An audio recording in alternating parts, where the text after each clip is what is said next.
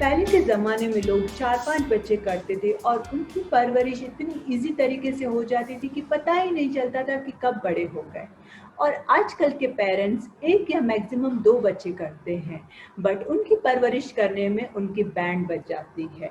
According to as wise उनको अलग-अलग problems face करनी पड़ती है बच्चों की, crankiness, tantrums, disobedience, back answers, gadgets के एडिक्शंस और न जाने कौन सी प्रॉब्लम्स।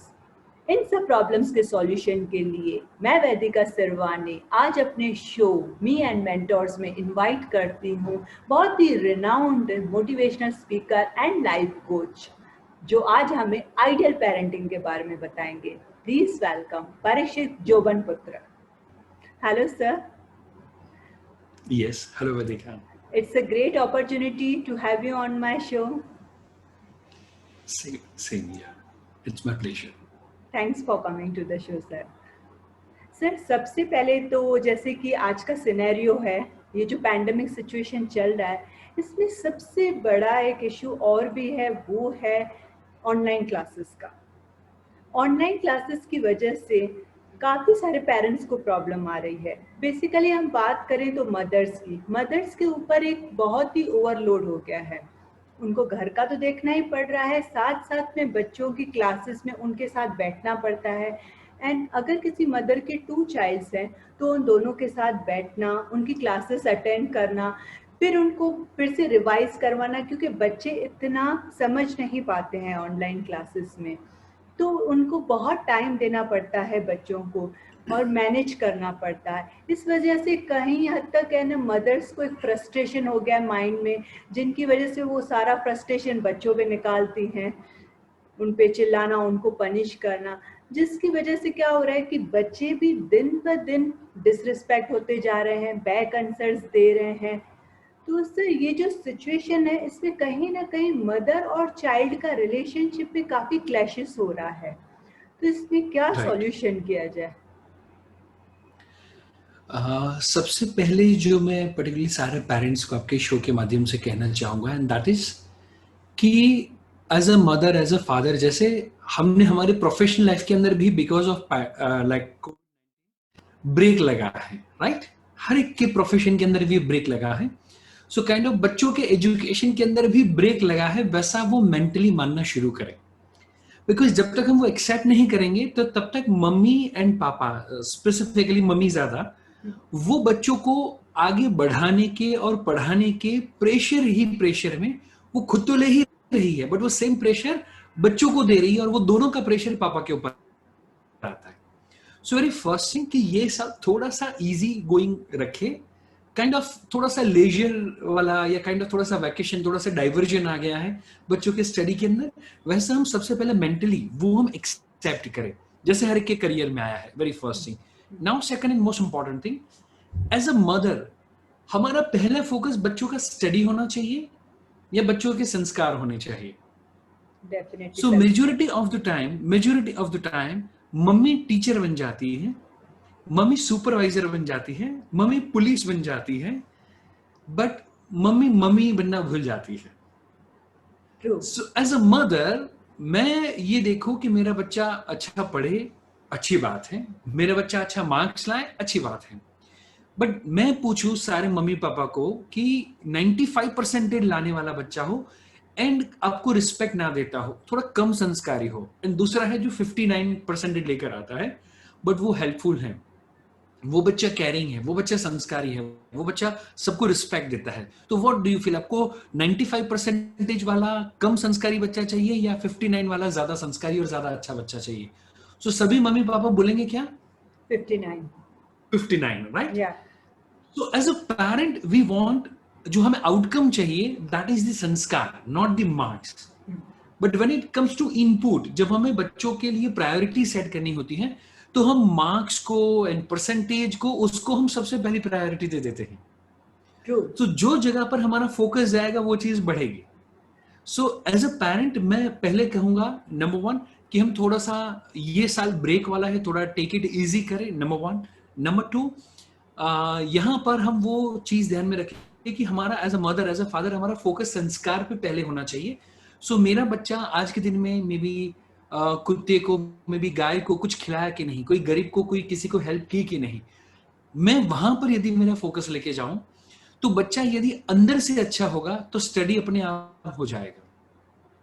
बहुत एंड सुंदर। Number 2 and most important thing, आज का होमवर्क हुआ कि नहीं, आज तूने क्या पढ़ा, इंस्टेड बच्चे को हम एक प्रश्न पूछना शुरू करें, बेटा आज तूने नया क्या सीखा, आज की तेरे ऑनलाइन क्लासेस में कौन सी वाव मूवमेंट रहे, तुझे पूरा 2 घंटे का लेक्चर समझ में ना आया, कोई बात नहीं बेटा, हमको आइंस्टाइन नहीं बनना है, बट बेटा वो 2 घंटे में कौन सी वो 2 मिनट थी जो तेरे लिए वाव मूवमेंट थी। यदि हम वो बच्चे को पूछेंगे, सो बच्चे का फोकस भी ऑनलाइन के अंदर क्या होगा, मुझे आज के दिन में कौन सी एक या दो चीज अच्छी लगी, वो पेरेंट्स के साथ में मुझे शेयर करनी है end of the day, dinner के टाइम पे या रात को सोते वक्त। तो वो 2 मिनट पे कौन सी चीज अच्छी लगी, वो कहने के लिए भी बच्चा 2 घंटे का सेशन ध्यान से अटेंड करेगा। सही, बट हम बिल्कुल 2 घंटे पे फोकस करेगा तो 2 मिनट भी बच्चे का ध्यान नहीं होगा। बिल्कुल बिल्कुल, एकदम सो सही ये कहा। 3 चीजें मुझे लगती है कि बहुत ज्यादा हेल्पफुल हो सकती है एज अ पेरेंट। बहुत बहुत सही बात है। और है ना सर, जैसे कि आपने बताया, ये तो बहुत और बहुत हेल्पफुल होगा डेफिनेटली पेरेंट्स को। दूसरी ये बात है कि इस पैंडेमिक सिचुएशन में बच्चों को डिजिटल डिवाइसेस के एडिक्शन भी बहुत हो गया है। पूरी रात वो लोग पबजी खेल रहे हैं या टीवी देख रहे हैं या मोबाइल यूसेज बढ़ गया है, तो उनको कैसे कंट्रोल किया जाए? इसके अगेंस्ट में मैं अगेन एक सामने सवाल पूछना चाहूंगा कि कोरोना अच्छा कि पबजी या कोई भी गेम अच्छा या मे बी टीवी अच्छा। सी हम डेफिनेटली ये सिचुएशन में हम काइंड ऑफ पैनिक होना, pandemic is not the problem but panic होना इज द प्रॉब्लम। सो जब हमारा मन अशांत होता है तो वो सॉल्यूशन में भी प्रॉब्लम ढूंढ लेता है। बट जब हम ये देखें कि सपोज अभी बच्चे बाहर नहीं जा सकते, दूसरे बच्चों के साथ खेल नहीं सकते, स्कूल नहीं जाते, ट्रैवलिंग नहीं होता, तो उनकी जो फिजिकल एनर्जी है, उनकी जो मेंटल एनर्जी है, वो समहाउ यूज नहीं हो रही है। सो इन दैट सिचुएशन यस, एक चीज हो सकती है कि हम बच्चों के साथ खेलें, हम बच्चों के साथ धमाल मस्ती करें, राइट, मैक्सिमम टाइम हम बच्चों के साथ स्पेंड करें।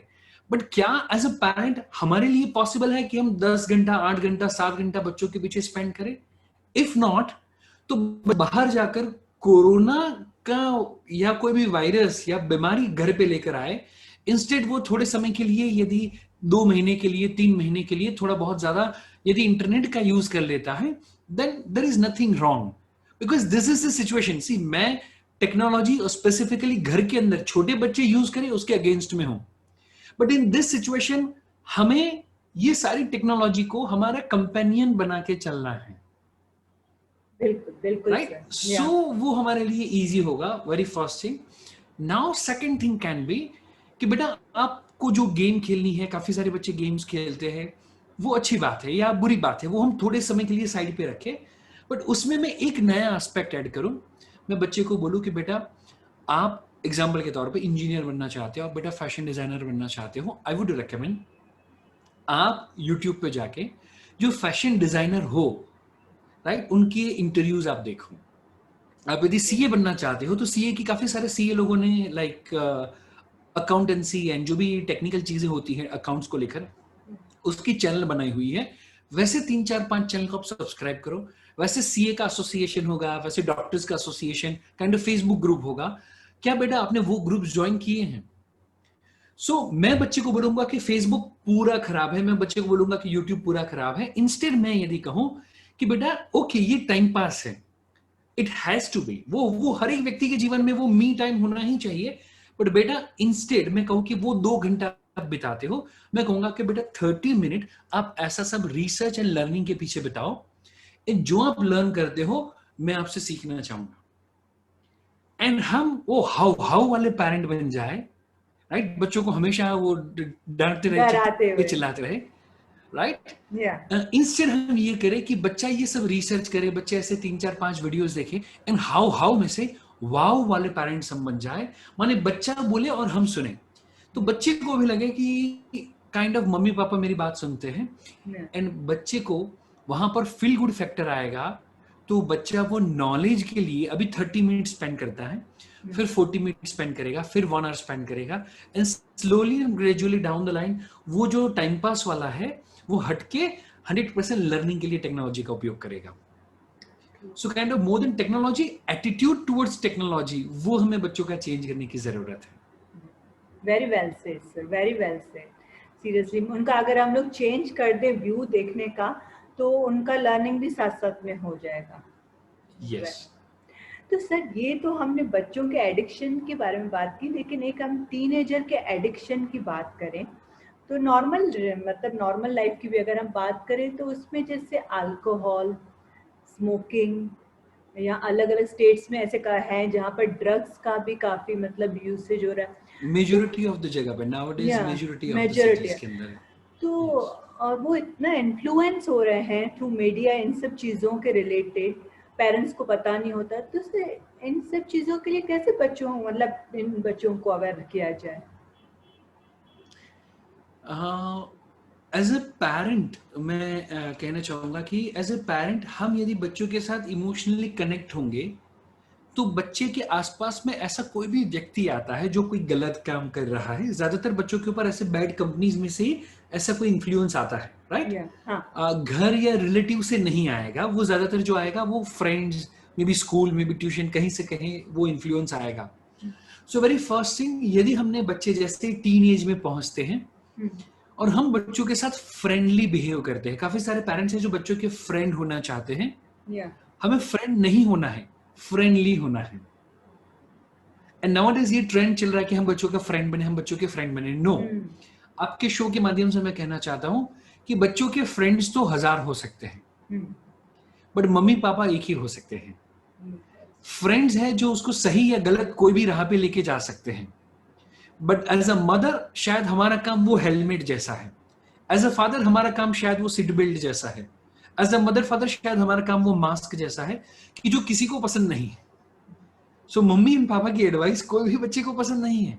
सीट बेल्ट पहनना किसी को पसंद नहीं है. सो सेम में मम्मी एंड पापा वो प्रोटेक्ट करने का काम करते हैं, राइट? लाइक सीट बेल्ट वो हेट भी करेंगे बच्चे, बट फिर भी हमको वो हमारा काम करना ही करना है. सो वेरी फर्स्ट थिंग, हम फ्रेंड बनने की जगह हम फ्रेंडली बने, कि बच्चा उसके ऐसे कोई भी बैड इन्फ्लुएंस की बात या कोई फ्रेंड्स की बात या मे बी ऐसी कोई भी गलत चीज बच्चा देखता है, फ्रेंड्स के पास से ही कहीं से वो सीखता है, तो वो चीज घर पे may be mummy, may be पापा किसी के साथ वो ओपनली बात कर पाए, वैसा हम एनवायरनमेंट क्रिएट करें. वेरी फर्स्ट थिंग, क्योंकि जब तक बच्चे का शेयरिंग नहीं होगा तब तक कंट्रोलिंग करने की तो बात ही नहीं आती. So more than controlling, more than anything else, मुझे लगता है कि हम बच्चों के साथ शेयरिंग वाला एनवायरनमेंट क्रिएट करें. नंबर 2, ये शेयरिंग के अंदर हमने काफी सारी बार पाया है, हमारे काफी जो ऑनलाइन पेरेंटिंग के भी जो पार्टिसिपेंट्स है उनके साथ भी मैं जब बातचीत करता हूं तो वो कहते हैं कि टीनेज के बच्चे शेयर नहीं करते, right? But the question is, क्या हम शेयरिंग का एनवायरनमेंट क्रिएट करते हैं? एग्जाम्पल के तौर पे बेटी है और मे बी फ्रेंड सर्कल में किसी ने कुछ उसको गलत चीज दिखाई, मे बी पॉर्न से रिलेटेड कोई वीडियो या समथिंग कुछ, या बेटा है उसको फ्रेंड में किसी ने दिखाया. डू यू फील कि घर पे पापा बैठे हैं, भाई बैठा है और सबके सामने बेटी मम्मी के साथ ये टॉपिक के ऊपर बात कर पाएगी? नहीं, राइट? सेम थिंग कि बेटा है और मम्मी और बहन सब लोग बैठे हैं तो उनके सामने वो खुल के बात नहीं कर पाएगा. सो the best thing is without like complain, हम क्या करें, बेटी है तो मम्मी उसके साथ डेट पे जाए, मम्मी उसके साथ 1-on-1 टाइम स्पेंड करे, कि जहां पर भाई पापा और कोई फैमिली मेंबर ना हो, मे बी अभी कहीं पे बाहर नहीं जा सकते, तो रूम में बेटी के साथ अकेले वो नून टाइम में आधा घंटा, 1 घंटा, 1.5 घंटा वो बैठे, वो कैजुअल बातें करे. And this is the age कि जहां पर कोई लड़की है तो उसको लड़के को देख के अफेक्शन होना, अट्रैक्शन होना इज नॉर्मल. लड़का है तो उसका लड़की को देख के अफेक्शन, अट्रैक्शन होना इज नॉर्मल, राइट? सो पापा वो बेटे को बताए कि बेटा दिस इज द एज कि वहां पर ऐसा कुछ हो सकता है. इन माई एज मुझे भी किसी को लेकर अफेक्शन या अट्रैक्शन हुआ था, राइट? मे बी कोई भी हो सकता है उस समय पे, तो उसका कोई किस्सा बच्चे के साथ शेयर करें, तो जब बेटा ऐसी कोई बात होगा तो पापा के साथ खुल के बोल पाएगा. सेम विद बेटी, बेटी और मम्मी एक दूसरे के साथ आधा घंटा, 1 घंटा यदि 1-on-1 टाइम स्पेंड करते हैं, तो मुझे लगता है कि बच्चे ऐसा नहीं कि खुल के बोलते नहीं. बिकॉज मेरा जब एंजॉय और एग्जाम्स का प्रोग्राम होता है, स्पेसिफिकली फॉर टीनेज स्टूडेंट्स होता है वो, एंड वहां पर उनको पेरेंट्स के साथ कैसे बिहेव करना चाहिए, स्टडी कैसे करना चाहिए, लाइफ में गोल कैसे रखने चाहिए, वगैरह वगैरह सारी चीजें आती हैं. सो वहां पे बच्चे ओपनली सारी चीजें मेरे साथ शेयर करते हैं। उनको पता है कि सारी चीजें रिकॉर्ड हो रही है, राइट? जूम मीटिंग के ऊपर ही होता है। सो हाँ। उनको पता है कि बाकी के अराउंड 7 to 8 कंट्रीज से बच्चे होते हैं जो ये प्रोग्राम को अटेंड करते हैं, पेड प्रोग्राम को। एंड वो सारे बच्चे सुन रहे होते हैं, बट वैसा कन्फेशन जो शायद उन्होंने मम्मी पापा को नहीं बताया, वो पब्लिकली यहां पर करते हैं। The reason is what? उनको पता है कि यहां पर हमारी बातों को सुना जाएगा। जी बिल्कुल। मुझे लगता है कि बेटी के लिए मम्मी यदि थोड़ी सी फ्रेंडली हो, हाँ। एंड यदि बेटी के साथ थोड़ा सा one on one time spend करे, तो बेटी डेफिनेटली शेयर करने के चांसेस है। सो वेरी फर्स्ट थिंग, हम शेयरिंग का एनवायरनमेंट क्रिएट करें। नाउ नंबर 2 थिंग, बच्चे को सही और गलत दोनों चीज दिखाना वो मम्मी पापा का फर्ज है। बिल्कुल। सो बेटा, स्मोकिंग भी हो सकता है, ड्रिंकिंग या ड्रग्स, ऐसी सारी चीजें हो सकती है। बट बेटा, आई वुड रिकमेंड कि यू प्रिपेयर अ प्रोजेक्ट कि बेनिफिट्स ऑफ स्मोकिंग और बेनिफिट्स ऑफ अल्कोहल और बेनिफिट्स ऑफ ड्रग्स, एंड दूसरा गूगल पे जाके सर्च करो side effects of drugs, side effect of smoking, side effects of drinking kind of, alcohol kind of. And मैं तो कहता हूं ऐसे प्रोजेक्ट्स हमें पर्टिकुलरली बच्चों को स्कूल की ओर से मिलने चाहिए, कि जहां पर बच्चे गूगल पे जाके ये सारी चीजें सर्च करें। तो जब नॉलेज होगा कि इससे इतने इतने साइड इफेक्ट्स हो सकते हैं, तो बच्चा जब ऐसी कोई चीज आएगी तो इमीडिएटली वहां से वो अपने आप को हटा लेगा। नंबर 2, जब ऐसा कोई फ्रेंड या मे बी ऐसा कोई सप्लायर जब उसके सामने आए, तो उसको सेफली किसका कांटेक्ट करना चाहिए, वो भी मम्मी पापा को बच्चों को दिखाना और बच्चों के साथ शेयर करना बहुत ही ज्यादा जरूरी है। बिल्कुल। सो मुझे लगता है ये चीजों से ऐसा नहीं है कि बच्चे गलत राह पे जाना चाहते हैं। हाँ। कोई भी बच्चा या कोई भी व्यक्ति ऐसा है ही नहीं कि वो बस अपनी लाइफ को स्पॉइल करना चाहता है, उसके जीवन में कोई गोल नहीं है। हर एक व्यक्ति as a human being, we all are progressive, right? हम सभी लोग आगे बढ़ना चाहते हैं। सो पापा स्कूटर में थे तो बेटा मारुति लाना चाहता है, पापा मारुति में है तो बेटा होंडा सिटी लाना चाहता है, पापा होंडा सिटी में है तो बेटा मर्सिडीज लाना चाहता है। So we all have, as a human being, ऊपर वाले ने हमारा माइंड का जो प्रोग्रामिंग किया है, दैट इज प्रोग्रेसिव माइंड। सो जब प्रोग्रेसिव माइंड को जब सुना नहीं जाता, उसकी बातों को ध्यान से सुना नहीं जाता, अटेंशन नहीं दिया जाता, तभी शायद वो गलत राह पे जाने के चांसेस है। So as a mother, as a father, हम बच्चों के साथ आधा पौना घंटा सुनने में बताएंगे तो मुझे लगता है काफी सारे सॉल्यूशंस मिलेंगे। नंबर 2, सुनते वक्त बच्चों को बोलने की आजादी होनी चाहिए, राइट? बच्चा वो कुछ ऐसी बातें बोलता है जो एज अ पेरेंट समहाउ मेरा बेटा या मेरी बेटी वो कुछ करे या वैसे लोगों के एसोसिएशन में आए, मुझे जरा भी पसंद नहीं आएगा। हाँ। बट मुझे थोड़ा सा काइंड ऑफ ओपन हार्ट रखते हुए उनकी बातों को सुनना होगा, हाँ। एंड मुझे फ्रेंडली गाइडेंस देना होगा, नॉट द एडवाइस। ज्यादातर पेरेंट्स एडवाइस देते हैं, एडवाइस। इंस्टेड हमें बच्चों को गाइड करना है। ट्रू। बिल्कुल सही कहा। अगर वो जब एडवाइस देते हैं तो बच्चों को फिर वो लगता है कि नेक्स्ट टाइम इनके साथ शेयर नहीं करना चाहिए, नहीं करना ये है, ओपन राइट? माइंडेड नहीं है, इसलिए वो फिर वो नेक्स्ट टाइम से बताना ही बंद कर देते हैं। तो जैसे सर, इस पे एक और चीज़ मैं पूछना चाहूँगी कि आजकल इन्हीं एज के बच्चों को एक और चीज़ हो गई है कि अगर इनके फ्रेंड सर्कल में कोई रिच है और वो मतलब हाई क्वालिटी के गैजेट्स यूज़ कर रहे हैं, तो इनको ये होता है कि हमारे पास भी हो, और ये अपने पेरेंट्स जो अफोर्ड नहीं कर सकते उनसे डिमांड करते हैं उन प्रोडक्ट्स की, और अगर वो नहीं अफोर्ड कर पाते और मना करते हैं तो ये लोग गुस्सा होते हैं या कहते हैं कि हम खाना नहीं खाएंगे, या नाराज हो जाते हैं कि हमें चाहिए, जिद करते हैं। तो उस वक्त पेरेंट्स को कैसे डील करना चाहिए, कामली, स्ट्रिक्टली? क्योंकि अगर गुस्सा करते हैं इन बच्चों के साथ तो ये बच्चे तो डिसरिस्पेक्ट में कुछ भी बोल भी देते हैं। करते हैं, राइट? तो कैसे मतलब है ना इनको उस टाइम पे मतलब है ना डील करना चाहिए? Very good question. मुझे लगता है आपने पेरेंटिंग के ऊपर काफी सारा रिसर्च और काफी सारा प्लानिंग किया हुआ है।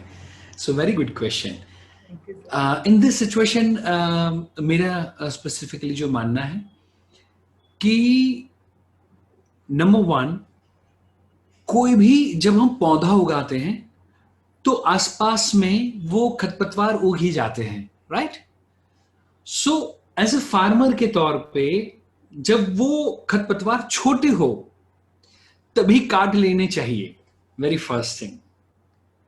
मम्मी पापा क्या करते हैं कि बच्चा थोड़ा आधा घंटा देख रहा है या आधा घंटा पबजी खेल रहा है, तो उस समय पे अभी कुछ नहीं कह रहे, तब तक नहीं कहते जब तक वो पानी सर के ऊपर से ना चला जाए। सो तब तक वो wait and watch, wait and watch, wait and watch, तब तक वो धीरज रखते हैं। देन आफ्टर वो जो खरपतवार है वो पौधे से बड़ी हो जाए, उसके बाद में हम अटैक करते हैं, राइट। सो वेरी फर्स्ट थिंग, सारे पेरेंट्स को मैं कहना चाहूंगा कि जब भी हमको ऐसा लगता है कि बच्चा गैजेट्स को लेकर, सोशल मीडिया को लेकर या कहीं पर बहुत ज्यादा टाइम बिताना शुरू कर रहा है, that is the initial phase, तो वहां पर जो हमारे ब्रेन में वो गेम के पाथवेज होंगे ना, वो उतने स्ट्रांग नहीं होंगे, राइट। मैं एक बार सपोज कोई गेम खेलता हूं, उतना वो स्ट्रांग, उसका हैबिट का फॉर्मेशन मेरे ब्रेन में नहीं हुआ है, बट मैं दूसरे दिन सेम डे खेलू, तीसरे दिन, चौथे दिन, पांचवें दिन, नाउ छठे दिन मैं ये दिन नहीं खेलूंगा तो मुझे थोड़ा सा पेन होगा, मुझे थोड़ा सा डिस्कंफर्ट फील होगा। बट यदि मैं 2 महीने तक खेलूं और उसके बाद में 61st डे, राइट, यदि मुझे रोका जाए तो मैं बहुत ज्यादा रेजिस्ट करूंगा। बट यदि सेकेंड डे मुझे रोका गया होता तो मेरा रेजिस्टेंस उतना होगा ही नहीं, क्योंकि ब्रेन के अंदर उतने स्ट्रॉन्ग पाथवेज नहीं बने हैं, वो गेम को लेकर लाइकिंग या डिसलाइकिंग उतनी ज्यादा स्ट्रॉन्ग नहीं हुई है। सो जैसे कोरोना है, इनिशियल फेज में है, यदि हम उसको ट्रीट कर देंगे, कैंसर है इनिशियल लेवल पर है, हम ट्रीट कर देंगे तो जल्दी से क्योर हो जाएगा। बट यदि हम वेट करते रहेंगे लास्ट स्टेज तक तो उसके बाद में डिफिकल्ट है। सो वेरी फर्स्ट थिंग, ज्यादातर पेरेंट्स जो करते हैं गलती, एंड दैट इज कि वो wait and watch, wait and watch नहीं करना है हमको, थोड़ा सा फर्म, थोड़ा सा स्ट्रीक होके टीम वर्क के साथ, मम्मी एंड पापा दोनों का टीम वर्क होना चाहिए। पापा बोले कि बेटा चलना खेल ले आधा घंटा, और मम्मी बोले नहीं नहीं खेल, तो भी काम नहीं होगा। सो टीम वर्क के साथ वेरी फर्स्ट थिंग कि हम इनिशियली जैसे ही पता चले हम रोक ले। And number 2 and most important thing, बच्चे को ज्यादातर मम्मी पापा अपना जो फाइनेंशियल एनवायरमेंट या फाइनेंशियल जो कैपेसिटी हो घर की, उसके 60 to 70% फाइनेंशियल एबिलिटी वाली जो स्कूल्स हो, वहां पर बच्चों को रखना चाहिए।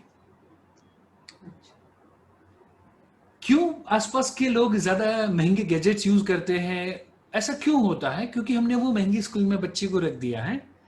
वहां पर जो लोग आते हैं उनका जो लिविंग ऑफ स्टैंडर्ड है वही वो है कि वो बच्चे के लिए शायद एप्पल का 1 लाख रुपए का जो फोन है वो उसके लिए सस्ता है, वो उसके पापा के लिए शायद वो बच्चा गिरा देगा तो पापा को जरा भी प्रॉब्लम नहीं होने वाला। वो लेवल की फाइनेंशियल एबिलिटी के साथ वो वहां पर आए हैं। मुझे ऐसा लगता है as a parent, being a parent, कि मैं मेरे बच्चे को महंगी स्कूल में रखूंगा तो ज्यादा अच्छा होगा। सो मेजोरिटी ऑफ दिस 60-70% पेरेंट्स क्या करते हैं, उनकी जो कैपेसिटी हो उससे महंगी स्कूल में रखते हैं। सो वहां पर जो एनवायरमेंट मिलता है इट इज सच कि वो बच्चे के लिए एप्पल का फोन या मे बी लैपटॉप या मे बी आईपैड, वो सारी चीजें बहुत ज्यादा इजीली अवेलेबल होती हैं। वो बच्चे के लिए ब्रांडेड कपड़े, महंगे शूज, आज यदि वो 10-15 हजार के शूज लेके अगले महीने नहीं पहनेगा, मम्मी पापा को फर्क नहीं पड़ेगा, वो काम वाले को दे देंगे। बट क्योंकि मेरी कैपेसिटी से ज्यादा महंगी स्कूल में मैंने बच्चे को रख दिया और बच्चा वही लोगों को देख रहा है, सो क्या होगा? जरा सोचिए, मैं और आप यदि हम बॉलीवुड की पार्टीज में चले जाए, व्हाट डू यू फील? वहां पर हम क्या फील करेंगे? इंफीरियर फील करेंगे। एंड डाउन द लाइन वहां पर हम वो आर्टिफिशियल लाइफ जीने की कोशिश करेंगे जो हम एक्चुअली नहीं हैं, जो हम एक्चुअली राइट? नहीं हैं। सो बच्चे के ऊपर कितना प्रेशर आता होगा, जरा सोचे कि वो बच्चा जब रोज सुबह में उठ के स्कूल पे जाता है, उससे ज्यादा पैसे वाले लोगों को, उससे ज्यादा, और बच्चों का माइंड तो उतना मैच्योर्ड भी नहीं है। हम डेफिनेटली डिजाइन और डिफाइन कर सकते हैं कि ओके चलो अपनी कैपेसिटी इतनी है, हम इतने में ही खेलना है। बट बच्चों का माइंड इज सच कि वो बच्चे फिल्टर नहीं कर सकते। सो बच्चों के ऊपर उतना महंगी चीजों का बॉम्बार्डिंग होता है, इन्फ्लुएंस होता है, एंड फिर उनको लगता है कि मम्मी पापा आप कुछ काम के नहीं हो। बिल्कुल same. The reason is what? क्योंकि वो दिला नहीं पाते। So the best thing is what? घर में यदि सेंट्रली एसी घर नहीं है तो बच्चों को एसी स्कूल में रखना इज नॉट एडवाइजेबल। हमारा सपोज 10 रुपए का बच्चों का एजुकेशन का बजट है तो 7 रुपए वाली स्कूल में रखना चाहिए। 100 रुपीज का बजट है तो 70 रुपीज वाली स्कूल में रखना चाहिए, और 10,000 का बजट है तो 7,000 वाली स्कूल में रखना चाहिए। सर इस पे मैं एक वो जो इंटरप्ट पैसा, करूंगी कि आप जो बोल रहे हैं वे ना आप सही बोल रहे हैं, लेकिन एक हर पेरेंट्स का क्या सपना रहता है कि जो चीज़ें हमने नहीं किया हम वो अपने बच्चों को दें, इसलिए वो स्कूलिंग तो चाहते हैं कि बेस्ट दें ताकि आगे चलकर उनका करियर मतलब ब्राइट हो। इसीलिए वो बड़े-बड़े स्कूल में, बड़े-बड़े कॉलेजेस में ट्राई करते हैं, अपने आप की लाइफ को सैक्रिफाइस करके। Definitely yes. पर इसी इसी बात को ध्यान में लेकर मैंने पेरेंटिंग के कोर्स के अंदर भी मैंने सारे पेरेंट्स को मैं कहता हूँ, जो हमको बचपन में नहीं मिला था वो देने की भागदौड़ में हम कहीं बच्चों को वो देना ना भूल जाए कि जो हमको बचपन में मिला हुआ था। व्हाट डू यू फील, जरा सोचे कि वो बच्चा पहले से इन्फ्लुएंस आसपास के जो लोगों का है वो उससे ज्यादा रीच है, ज्यादा पैसे वाले हैं, ज्यादा खर्च करने वाले हैं, एंड इसीलिए बच्चा खुद के लिए अपने मम्मी पापा के लिए इंफीरियर फील करता है। वो बच्चा बड़ा होकर डू यू फील कि कुछ अच्छा करियर बना पाएगा? एंड या फिर नंबर 2 कि वो बच्चा जो खुद के लिए प्राउड फील करता है, वो बच्चा जो मम्मी पापा के लिए प्राउड फील करता है, वो नो मैटर कि वो कौन सी स्कूल से पढ़ा है, व्हाट डू यू फील कौन सा व्यक्ति है जो अपने करियर के लिए ज्यादा अच्छा कर पाएगा? ये डेफिनेटली सही कहा, क्योंकि मेरे लाइफ में मतलब मैंने ऐसा एक एग्जांपल देखा हुआ है कि जो ये जैसा जैसे मैं बोल रही हूँ वैसा है, और वो अपने मम्मी पापा के लिए इंफीरियर ही फील करता है। राइट। ऐसे वन ऑफ द पेरेंट अभी जो हमारे यहाँ पर आए थे, मम्मी पापा ने बहुत बड़ी इंटरनेशनल स्कूल में रखा। पापा नॉर्मल जॉब करते हैं, अराउंड 20,000 रुपीज की उनकी पर्टिकुलरली सैलरी है। मम्मा हाउसवाइफ है या छोटा मोटा घर में काम कर लेती है, 5-10 हजार रुपये कुछ भी काम कर लिया, काइंड ऑफ केक या ऐसा कुछ चॉकलेट का ऑर्डर ले लिया, एंड उन्होंने इंटरनेशनल स्कूल में रखने के लिए लोन लिया। एंड जरा सोचिए वो बेटी को वहां पे रख तो दिया, बट वहां पे सभी लोग बच्चों को रखने के लिए, कोई BMW में आता है, कोई होंडा सिटी में आता है, एंड पापा एंड मम्मी स्कूटर में छोड़ने के लिए जाते हैं। तो बेटी को पापा के लिए आज जरा भी प्राउड नहीं। स्कूल से टूर ऑर्गेनाइज हुआ था, लास्ट ईयर की बात है, नासा के लिए, एंड बेटी बोलती कि हाँ मुझे 4 लाख या 3 लाख जो भी उसकी उस समय की फीस हो वो स्कूल की वो पिकनिक के लिए चाहिए। एंड पापा का क्वेश्चन वाज कि मैंने तो उसकी स्कूल की फीस के लिए लोन लिया है, ये 4 लाख रुपए तो मेरे लिए बहुत बड़ी बात है, मैं कैसे करूंगा? सो सी एज अ पेरेंट, यदि मैं मेरे बेटे को मेरी जो सिचुएशन है वो यदि मैं एक्सेप्ट नहीं कर सकता ना, राइट, मेरे बेटे के लिए या मेरी बेटी के लिए, तो संभव मैं मेरे बच्चों को रियल लाइफ दे ही नहीं सकता। ट्रू, बिल्कुल। सो जब तक हम सक्सेसफुल होना अच्छी बात है, बट सेटिस्फाइड होना वो उससे भी अच्छी बात है। जी हाँ। क्योंकि मैंने ऐसे काफी सारे सक्सेसफुल लोगों को देखा है, हमारे काफी सारे क्लाइंट्स हैं जिनके घर पे हेलीकॉप्टर रोबोट, फिर भी वो दुखी आत्मा की तरह है, right? They are not happy with their life, they are not happy with their life. So मैं कहूं कि वो बच्चा भले मारुति में घूमे, बट यदि वो सेटिस्फाइड है, वो अपने बच्चों के साथ टाइम स्पेंड कर पाता है, तो वो सक्सेसफुल है। Success is not about making money, success is about कि आप आपकी रिस्पॉन्सिबिलिटी कितने एंजॉयमेंट के साथ आप निभा रहे हो। सो मैं यदि पैसा कमाने के लिए मेरे बच्चे को टाइम नहीं दे पा रहा हूं, मेरी वाइफ को टाइम नहीं दे पा रहा हूं, और मैं यदि खरबों रुपया कमा रहा हूं, then I am not successful. But यदि मेरे फादर के तौर की जो मेरी रिस्पॉन्सिबिलिटी है मेरे बच्चे के साथ, सपोज मैं मेरी भी बात करूं यदि, तो जैसे रोज शाम के टाइम पे बेटे को मैं वॉक के लिए थोड़ा सा दूर, कि सिटी में भी जाना नॉट अलाउड, तो 11 या 15 किलोमीटर दूर थोड़ी सी एक दूर स्पेस है, वहां पर बच्चे को ऑफिस खत्म होने के बाद हम वॉक के लिए लेके जाते हैं। 3 साल का बेटा है। सो वहां से रात को 11-11:30 बजे हम वापस आते हैं, उसके बाद में उसको नहलाना, उसके बाद में उसके शरीर पे मालिश करना, वो सारा काम मैं करता हूँ, राइट? एंड फुल्ली रात के 12-12:30 बजे तक हम धमाल मस्ती करते हैं, एंजॉय करते हैं। और मे बी जब वो हॉलीडे होता है वेडनेसडे को हमारी कंपनी में, तो उस समय पे मॉर्निंग में बच्चे को मालिश करना, उसको नहलाना, around weekly 4 to 5 days, 5 days के आसपास मैं बच्चे को नहलाता हूँ, धमाल मस्ती करता हूँ। ऑन एन एवरेज रोज का 2 घंटे का टाइम उसके साथ स्पेंड करता हूँ। 3 साल में उसको कंधों पर लेकर मैं वॉक करूँ तो उसको बहुत ज्यादा अच्छा लगता है। सो ऑन एन एवरेज अभी तक 2,500 किलोमीटर जितना मेरा वॉक या ट्रैकिंग हुआ है उसको कंधों पर लेकर लास्ट 3 साल के अंदर। सो मैं सिर्फ और सिर्फ पैसे कमाने पे ध्यान दूं, एंड यदि मैं ये रिस्पॉन्सिबिलिटी ना निभाऊं तो मैं भी सक्सेसफुल नहीं हूं. सो एज अ पेरेंट हमें ये देखना है कि हम बच्चों को पैसों के पीछे ना भगाए, बट बच्चों का व्यक्तित्व ऐसा क्रिएट करे, बच्चों की ऐसी पर्सनालिटी ऐसी क्रिएट करे, बच्चों को हम लाइफ में ऐसी वैल्यूज क्रिएट करें कि लोग बच्चे को सामने से आके पैसा देना प्रेफर करे. कि आप अच्छे डॉक्टर हो, आप अच्छे चार्टर्ड अकाउंटेंट हो, एक आप अच्छे ऑथर हो, एक आप अच्छे ट्रेनर हो, एक आप अच्छे फैशन डिजाइनर हो, आपको मैं मार्केट से ज्यादा पैसे देने के लिए भी रेडी हूं, बट मैं काम तो आप ही के साथ करूंगा. बिल्कुल सही कहा आपने, बिल्कुल. तो ये तो एकदम सही बात कही, और है ना, ज़रूर ये बहुत हेल्पफुल होगी लोगों को. तो अभी हम है ना नेक्स्ट चीज़ पे जा रहे हैं कि आज का जो एजुकेशन सिस्टम है वो ऐसा हो गया है कि बच्चों से उनका बचपन ही छीन लिया है. मतलब आए दिन इतने सारे वर्कशीट कंप्लीट करना, इतने सारी टेस्ट, हर वीक टेस्ट, ये वो, जिसकी वजह से बच्चों को खुद को भी फ्री टाइम नहीं मिल पा रहा है. और सबसे एक रिवर्स चीज़ हुई है. हमारे टाइम पे क्या होता था कि हम खुद मतलब हमारे फ्रेंड्स के साथ कंपटीशन करते थे कि है ना किसका है ना रैंक ज़्यादा है, फर्स्ट सेकंड.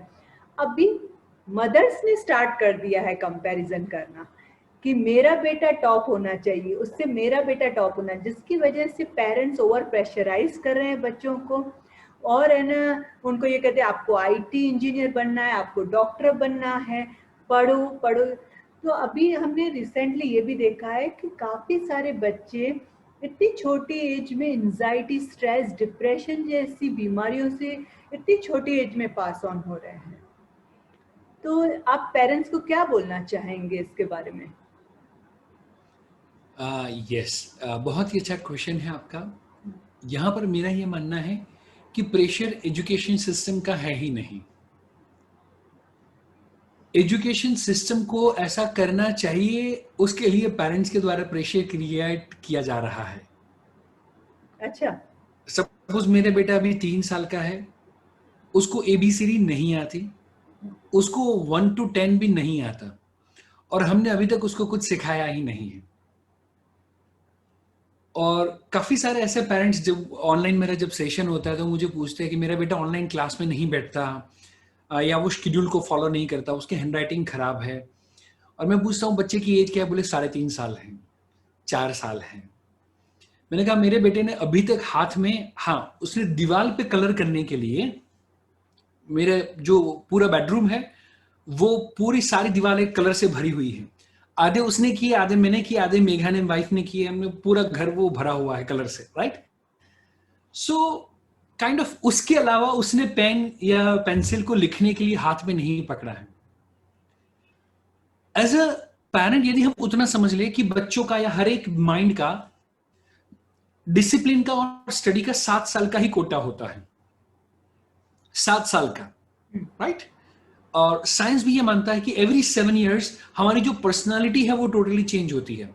सो आप भी यदि खुद को देखेंगे और एज अ पेरेंट जो भी ये वीडियोस देखेंगे, वो यदि अपने आप को देखेंगे first 7 years and 7 to 14 years, 14 to 21 year, 21 year, then after 28 years तक ऑल ऑफ सडन चेंज आता है. 7 years के ही पैरामीटर्स रहते हैं. उसमें 7 years का एक ही साइकिल होता है जो स्टडी के लिए और डिसिप्लिन के लिए बना है. अब नाउ मेरे पास चॉइस है कि मैं फर्स्ट स्टैंडर्ड से लेके 8th standard के इन बिटवीन ये साइकिल को और ये एनर्जी को खत्म कर डालू, मैंने पीछे पढ़ पढ़ के प्रेशराइज कर करके. And second thing can be कि मैं 8th standard से बच्चों को डिसिप्लिन एंड स्टडी के ऊपर ज्यादा फोकस करूं. सो नेक्स्ट 7 साल मैंने उनके ग्रेजुएशन, मास्टर ग्रेजुएशन तक बच्चे अच्छा पढ़े. एंड यूल बी सरप्राइज, आपने आपके आसपास में से काफी सारे लोगों को देखा होगा कि जो बच्चे बचपन में बहुत पढ़ाकू थे, बहुत अच्छा करते थे, उनको लगता था कि यार मम्मी पापा और सब लोग उसको अप्रिशिएट करते थे, अचानक से 9th में, 10th में या मे बी 11th में आके उनका डाउनफॉल स्टार्ट हो जाता है. जी जी. और जो बच्चा जिसको बोलते थे यार तू बड़ा होके क्या करेगा, समय वही स्कूल का ट्रस्टी बन जाता है, और जो अच्छा पढ़ता था वो स्कूल का टीचर बन जाता है, राइट. ऐसा आपने देखा बिल्कुल होगा. बिल्कुल. हाँ हाँ.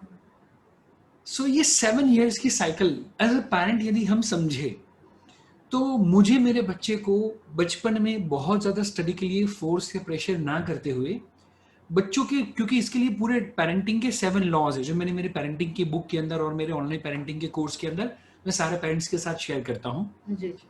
एंड टचवुड अभी 20 कंट्रीज से पेरेंट्स हैं जो ये ऑनलाइन पेरेंटिंग के कोर्स के अंदर एनरोल किए हुए हैं एंड उनको सुपर रिजल्ट्स मिल रहे हैं. द रीजन इज वहां पर ये साइंटिफिक प्रोसेस को समझाया गया है इन डिटेल, इन डेप्थ. सो पहले 7 साल बच्चों के फिजिकल, मेंटल, स्पिरिचुअल डेवलपमेंट के ऊपर यदि हम बिता देते हैं तो बच्चा 10th में जाएगा, उस वक्त शायद बच्चे के पास गिटार क्लासेस के लिए, बच्चे के स्विमिंग के लिए, बच्चे की सिंगिंग की प्रैक्टिस के लिए उसके पास टाइम नहीं होगा. शायद बच्चे 12th साइंस में होगा और उस समय पे बच्चे को यदि कराटे सीखना है तो संभव नहीं कर पाएगा. सो हम मार्क्स बेस बच्चे को जो जज करते हैं, उसके कारण मार्क्स बेस्ड एजुकेशन सिस्टम तैयार हुई. यदि हम बच्चों को skill based and value based जज करना शुरू करें और पेरेंट्स वही चीज की डिमांड करें तो एजुकेशन सिस्टम को वैसा होना ही पड़ेगा. बिल्कुल बिल्कुल. So it is not education system, it is about parenting system. Very true. ये बिल्कुल सही है. इनफैक्ट मैं ये भी बिलीव करती हूँ कि जो पहले ईयर्स के मतलब है ना, जो भी एजुकेशन लेवल है वो इतना इम्पोर्टेंट भी नहीं होता है बच्चों के लिए. स्टडीज़ जो मेनली बाद में जो स्टडीज़ है वही हमें आगे कैरियर के लिए ज़रूरी होती है. तो आप बिल्कुल सही कर रहे हैं. एक चीज, सॉरी बट एक चीज जो मैं कहना चाहूंगा, अभी की जो नई एजुकेशन सिस्टम आई है उसमें पर्टिकुलरली जो मदर टंग के अंदर 5th स्टैंडर्ड तक बच्चों को पढ़ना है एंड देन आफ्टर बच्चों को जो बाइफर्केशन किया गया है वो ज्यादा साइंटिफिक, ज्यादा स्पिरिचुअल एंड ज्यादा बच्चों के लिए एंड पेरेंट्स के लिए हेल्पफुल होगा. ट्रू. तो इसमें जैसे आजकल मैंने ये भी देखा हुआ है कि होम स्कूलिंग के प्रति भी बहुत लोग अभी इंस्पायर हो रहे हैं. तो आपका क्या विचार है होम स्कूलिंग के बारे में? बहुत ही अच्छा कंसेप्ट है. यदि हम वो डेडिकेशन एंड डिवोशन के साथ बच्चों के साथ वो टाइम स्पेंड कर पाते हैं तो राइट. एंड यदि हम वहां पर वैसे पेरेंट्स का ग्रुप क्रिएट करते हैं एंड वैसे बच्चों के साथ बच्चा यदि रहता है तो काइंड ऑफ बच्चों का सोशल लाइफ है, बच्चों का डिसिप्लिन वाला लाइफ है, वो सारी चीजें भी डेवलप हो सकती है. क्योंकि ये सारी चीजें as a mother, as a father हम बच्चों में डेवलप नहीं कर सकते. दूसरे बच्चों के साथ कैसे बिहेव करना वो बच्चों के साथ में रहकर ही बच्चा सीख सकता है. सो यदि ऐसा कोई कंसेप्ट है, और इनफैक्ट अहमदाबाद के अंदर एक होम स्कूलिंग का कंसेप्ट है Shardul.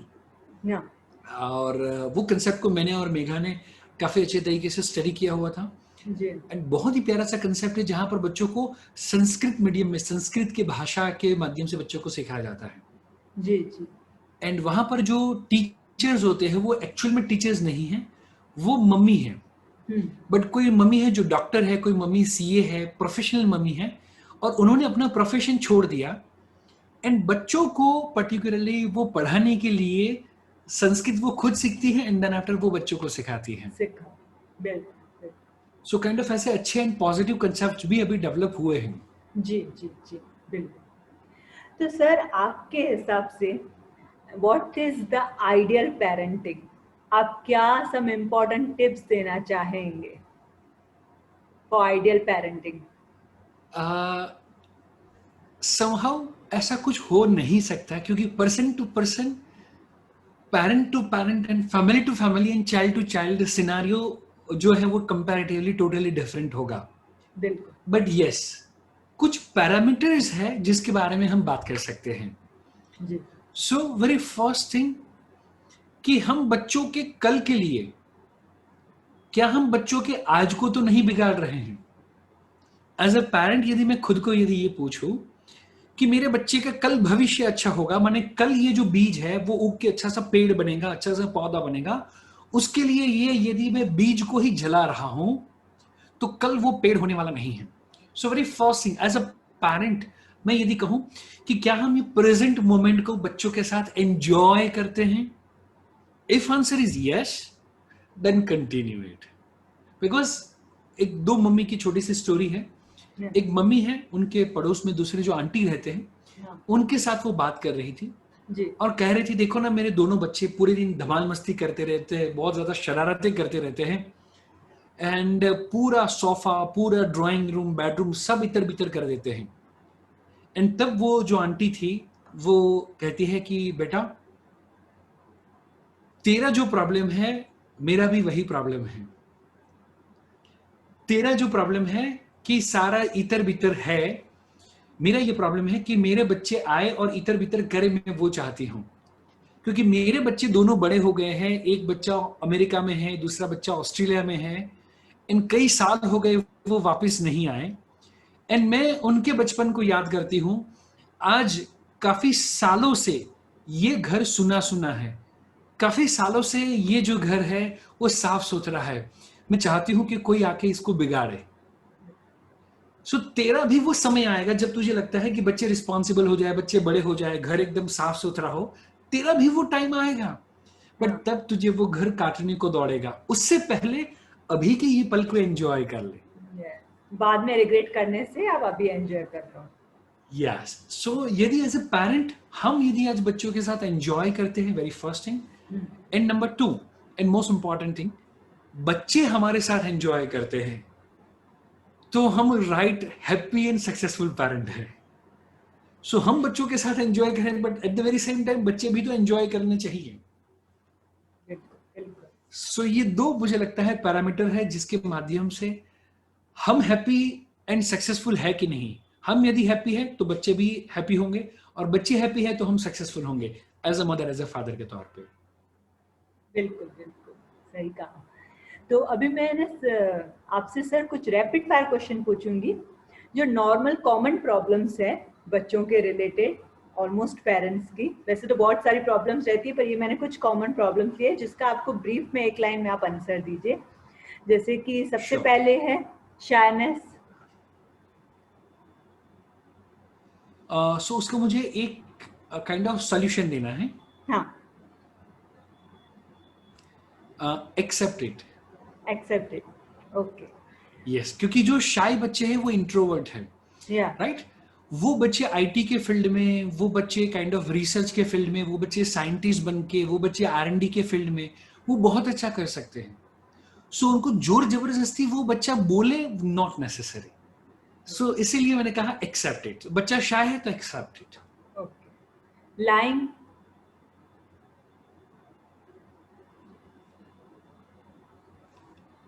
B ready to listen it.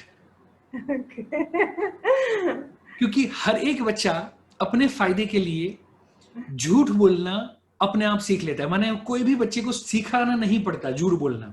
या। सो यदि हम वो सुनना शुरू करेंगे एंड देन आफ्टर हम उसके प्रोज एंड कॉन्स यदि हम बच्चों को बताएंगे, तो बच्चा धीरे धीरे सुधरने के चांसेस है। बट यदि हम बच्चे के सामने उसको ना सुनते हुए बच्चे को गलत प्रूव करेंगे, तो समहाउ बच्चा बड़ा झूठ बोलना शुरू करता है, कर। जो शायद हम नहीं पकड़ पाते। बिल्कुल। No mood for studies. Decide specific kind of productive cycle और defined kind of productive time table, कि जो टाइम पे बच्चे का मन बहुत ज्यादा प्रोडक्टिव हो, वो टाइम पे बच्चों का टाइम फिक्स करें। वो फिक्स टाइम पे बच्चा पढ़ेगा पढ़ेगा पढ़ेगा पढ़ेगा, तो with in a month time उसकी वो टाइम पे पढ़ने की हैबिट हो जाएगी। सो काइंड ऑफ मूड से ऊपर कमिटमेंट के ऊपर हमें फोकस करना चाहिए, slowly and gradually. Improper eating habits, बाहर का ही खाना है। यस, तो उसके लिए स्पेसिफिकली हम घर का खाना खाएं एंड बच्चों को बाहर के खाने से ज्यादा एक्सपोज हम खुद ही करते हैं, वो ना करें। सो अभी तक मेरा बेटा सपोज मॉल में शायद 3 साल में 1 या 2 बार गया हुआ है, अदर देन दैट अभी हम उसको कभी मॉल में लेके नहीं गए हैं। सो इसीलिए उसकी उससे रिलेटेड कोई डिमांड है ही नहीं। सो उसकी डिमांड इज व्हाट, मुझे जंगल में जाना है। एवरी मंथ हम उसको 2 से 3 दिन जंगल में ट्रैकिंग के लिए लेके जाते हैं, तो उसको जंगल में छोड़ भी देंगे हम, तो 2, 3, 4 किलोमीटर वो अकेला अकेला जा सकता है। ये अच्छा है। राइट, रात के 12 बजे भी उसको जंगल में छोड़ेंगे तो वो चांदनी के उजाले में धीरे धीरे धीरे करके वो चलता, कहीं पर भी चलता रहेगा आधे 1, 2, 3 किलोमीटर तक। वो उसकी डिमांड है, क्योंकि उसने वो देखा है। सो हम यदि जंक फूड बच्चों को ज्यादा दिखाते हैं, फिर हम बच्चों को कंट्रोल करेंगे, तो वो काइंड ऑफ वो वीड की तरह है, वो जो हमने बताया ना कि वो उग जाएगा, हाँ, फिर डिफिकल्ट है, उससे अच्छा पहले से हम उसको कंट्रोल करें जब छोटा हो तभी। बिल्कुल। और sir constant benign and complaining. बच्चों का हाँ, अवॉइड इट, ओके। क्योंकि महात्मा गांधी के बच्चों का भी कंप्लेन था और शंकर भगवान के बच्चों का भी, कार्तिक और गणेश का भी कंप्लेन था। सो एज ए पेरेंट हमको तो बच्चे ब्लेम करने ही वाले हैं। सो पर्टिकुलरली ऐसे सिचुएशन में हम यदि खुद के ऊपर गिल्ट फील करें, instant at that time avoid, बच्चों को अवॉइड करें और खुद के लिए थोड़ा वो खुद का बैटरी चार्ज करे, फिर बच्चों के सामने जाए। Sir good manners.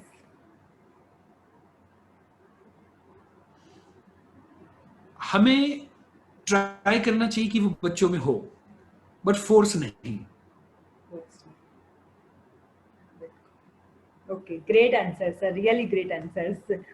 तो सर फाइनली मैं चाहती हूँ कि आप अपनी तरफ से सारे पेरेंट्स को क्या एडवाइस करना चाहेंगे? सारे पेरेंट्स को मैं कहना चाहूंगा एक चीज, कि हम लाइफ के सारे एरियाज को लेकर लर्निंग का एटीट्यूड रखते हैं। एग्जाम्पल, कंप्यूटर है तो हमने लर्निंग का एटीट्यूड रखा, एसएमएस थे उसके बाद में व्हाट्सएप आया तो हमने क्या किया, लर्निंग का एटीट्यूड रखा, व्हाट्सएप 2 4 5 लोगों को पूछ के हमने सीख लिया। ऑनलाइन पेमेंट हमने सबने सीखा, लर्निंग का attitude. But when it comes to a parenting, ज्यादातर हमारा टीचिंग का एटीट्यूड होता है कि पेरेंटिंग इज समथिंग कि मैं बच्चों को कंट्रोल करूं, मैं बच्चों को कुछ सिखाऊं। हम्म, मुझे लगता है कि एज अ पेरेंट आप यदि लर्निंग का एटीट्यूड रखेंगे तो बच्चे आपसे खुद लर्न करेंगे, बट आप टीचिंग का एटीट्यूड रखेंगे तो बच्चे आपसे लर्न करना नहीं चाहेंगे। सो एज अ पेरेंट आप जितना एजुकेशन ले सकते हैं अच्छा पेरेंट बनने के लिए, बच्चों की अलग अलग हैबिट्स को डील करने को लेकर, वो एजुकेशन लेने पे यदि फोकस करेंगे, लर्निंग एटीट्यूड रखेंगे, तो मुझे लगता है जो भी प्रॉब्लम है या जो प्रॉब्लम आ सकते हैं, वो सारे प्रॉब्लम का solution is in learning only. Great. तो सर इसमें एक चीज मैं है ना पूछना चाहूंगी, जैसे बच्चे को कहते हैं कि अगर बचपन से ही आप है ना उनको ऐसे ट्रीट करो तो बड़े बड़े उनमें वो अपने आप संस्कार आते जाएंगे। तो बचपन से ही ऐसे आपके हिसाब से क्या मतलब उनको ट्रेनिंग देनी चाहिए, ताकि मतलब वो ऐसे ही मतलब कहते हैं ना कि बच्चा अपने आप बढ़े और है ना अच्छे संस्कारों के साथ बढ़े। संस्कार है, राइट। एक्चुअली समहाउ आंसर थोड़ा सा सरप्राइजिंग है, हाँ। पर बच्चे को ट्रेनिंग नहीं देनी चाहिए, बच्चे को सिखाना नहीं चाहिए। अच्छा। That is the correct answer, and that is the reason कि हमने बच्चे को 3 साल का हुआ बट समहाउ हमने बच्चे को शायद अभी तक ना के बराबर एडवाइस दी हुई है, राइट। समहाउ वैसी जो एडवाइसेस जिसके थ्रू उसको बहुत ज्यादा हर्ट हो सकता है, बहुत ज्यादा, बहुत ज्यादा, माने समहाउ कार से वो हाथ बहुत ज्यादा बाहर निकालता है विंडो से, तो उसको हाथ अंदर रखने के लिए बोला जाएगा। जी। अदर देन दैट, वैसे जो लाइफ थ्रेटनिंग नहीं है, वैसी कोई भी चीज को लेकर हमने बच्चे को कुछ बोला हुआ नहीं है। इंस्टेड हम घर के अंदर और आसपास में वैसा एनवायरनमेंट क्रिएट करें कि जहां से बच्चा खुद सीखे कि उसको क्या करना है क्या नहीं करना है। बिल्कुल। सो ये 3 साल में हमने बच्चे को लाइक काइंड ऑफ सुसु करने के लिए, पॉटी करने के लिए भी हमने बेटे को बोला हुआ नहीं है। नाउ अब मेरे बेटे, उसका नाम अध्याय है, सो राइट। उसको रियलाइज हो रहा है कि नहीं, अब उसको लाइक बाथरूम आती है तो उसको बोलना चाहिए, तो अब वो सामने से बोलता है, then it is okay. But इतनी पेशेंस ज्यादातर मम्मी पापा में नहीं होती, बिल्कुल राइट। बिल्कुल। So more than teaching, again मैं कहूंगा कि हम वो लर्निंग का एटीट्यूड रखें एंड घर में वो एनवायरनमेंट क्रिएट करें, तो वो परमानेंट संस्कार होंगे। महात्मा गांधी ने भी उनके बेटे के लिए अच्छे संस्कार देने की कोशिश तो की होगी, बट जब हम कोई चीज ऊपर से डालते हैं तो वो चीज टेम्पररी होती है, वो चीज आर्टिफिशियल होती है। और इनफैक्ट आपने पाया होगा कि बच्चे मम्मी पापा के सामने अलग होते हैं और रियल लाइफ में अलग होते हैं। बिल्कुल। अग्री करेंगे? जी जी। वो बच्चे मम्मी पापा के सामने जितनी गुडी गुडी दिखाते हैं, जितना वो वेल बिहेव्ड होते हैं, एक्चुअल में वो रियल लाइफ में नहीं होते। वो क्यों? क्योंकि समहाउ मम्मी पापा ने वो जो लेयर्स है ना वो बच्चों के ऊपर डाले हुए हैं। ये करेगा तो तू गुड बेटा है, अदरवाइज बैड बेटा, या काइंड ऑफ गुड, या गुड एंड बैड, अच्छा या बुरा, काइंड ऑफ वो डेफिनेशन हम देते हैं। हम जितना बच्चों को नहीं सिखाएंगे, आई रिपीट, हम जितना बच्चों को नहीं सिखाएंगे, बच्चे उतना ज्यादा जल्दी सीखना शुरू करेंगे। एंड इसके ऊपर तो काफी सारा रिसर्च हुआ है, काफी सारा लाइक नेट पे भी यदि आप सर्च करेंगे तो जब बच्चों का माइंड या हम किसी का भी माइंड जब स्ट्रेस फ्री होता है ना, तो वो ज्यादा एब्जॉर्ब करता है। सो हम अभी जो बात कर रहे हैं काइंड ऑफ शेयरिंग के माध्यम से है, राइट? आप कुछ शेयर कर रहे हैं, मैं कुछ शेयर कर रहा हूँ, वहां पर मेरा और आपका और जो भी ये वीडियोस देखेंगे वो सबका ज्यादा लर्निंग होगा। बट सपोज मेरा फोकस हो कि मैं पेरेंट्स को कुछ सिखा दूं, मैं उनको काइंड ऑफ कुछ कर दूं, ट्रेन कर दूं, एंड तो वो प्रेशर मेरे ऊपर भी आएगा एंड वो प्रेशर पेरेंट्स के ऊपर भी आएगा। जी जी जी। So, जितना हम फ्री रखेंगे उतना ज्यादा अच्छा होगा। वाह, ग्रेट ग्रेट, एकदम सरप्राइज है आपके आंसर, बट है ना वेरी ट्रू। अगर हम लोग अगर उसको मतलब ध्यान से अगर है ना समझे तो बहुत सही है एक्चुअली।